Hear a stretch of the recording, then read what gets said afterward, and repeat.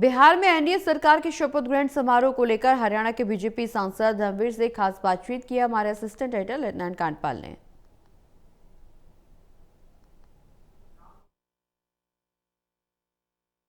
बिहार की जनता द्वारा मिले बम्पर मेजॉरिटी के बाद भारतीय जनता पार्टी और जेडीयू यानी कि एनडीए गठबंधन की सरकार का शपथ ग्रहण समारोह हो गया है। नीतीश कुमार ने आज मुख्यमंत्री पद की शपथ ली।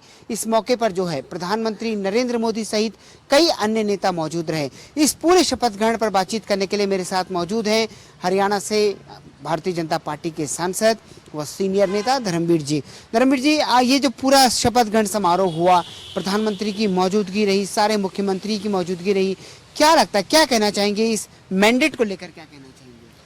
देखिए, चुनाव प्रचार के दौरान माननीय नरेंद्र मोदी जी ने बड़ा स्पष्ट कहा कि मैं गांधी मैदान में आऊँगा और माननीय नीतीश जी की शपथ ग्रहण में शामिल होऊंगा। और लोगों का इतना विश्वास उस बात को लेके कि देश आगे बढ़ रहा है, बिहार भी अब बड़ा तेजी से आगे बढ़ेगा। पिछले जब से एनडीए की सरकार है, वो जो पुराना राज था, लोगों ने उनकी जो जातियां थी उसको बुला के जिस तेज गति से बिहार आगे बढ़ा, उन लोगों ने को विश्वास हुआ कि मोदी जी जो कह रहे हैं वही करेंगे। इसलिए उन्होंने एक इतनी बड़ी जीत दी और आज मोदी जी यहीं उपस्थित है। नीतीश जी ने जो ओथ ली है, देखना इस 5 साल के बाद इस बिहार की तस्वीर और ज़्यादा बदल जाएगी। इससे पहले हमने देखा था कि आप लोगों को एक सीमित मेजॉरिटी मिली थी और इतनी बड़ी ग्रैंड विक्ट्री नहीं मिली थी।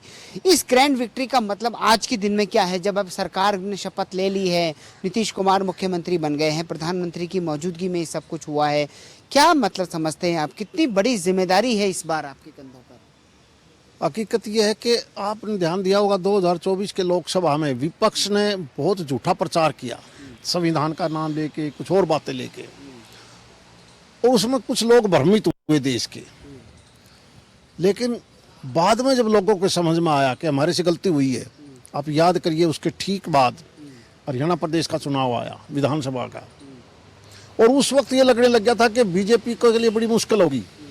हरियाणा में तो बल्कि लोग कहने लगे कांग्रेस आएगी। लेकिन मोदी जी के उस 24 के लोकसभा चुनाव का रोष था लोगों में कि हमारे से गलती हुई है, इसलिए हरियाणा ने एक रास्ता खोला माननीय मोदी जी के कहने से।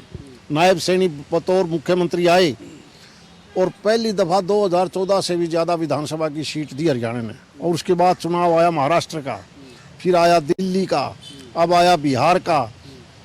2047 तक इस देश को विकसित देश बनाना है। आप ये मानिए, क्षेत्रीय दल हो या क्षेत्रीय टाइप कांग्रेस हो, इनका कोई अस्तित्व इस देश में अब नहीं बचने वाला। विपक्ष के वोट चोरों के आरोप, उसके बाद परिवार की कलह, इन सब चीज़ों को कैसे देख रहे हैं? क्या वोट चोरी के आरोप नहीं चलता? झूठ कभी नहीं चलती, झूठ एक बार चलती है। उन्होंने संविधान का नाम 2024 के लोकसभा में लेके झूठ चला ली। अब लोग समझ गए तो बहुत झूठे हैं, उनकी किसी बात को नहीं सुनना चाहते। उनसे बात करने के लिए बहुत बहुत शुक्रिया। कैमरा पर्सन विद्याधर बारीक के साथ ललित नारायण कांडपाल, टोटल न्यूज़, दिल्ली।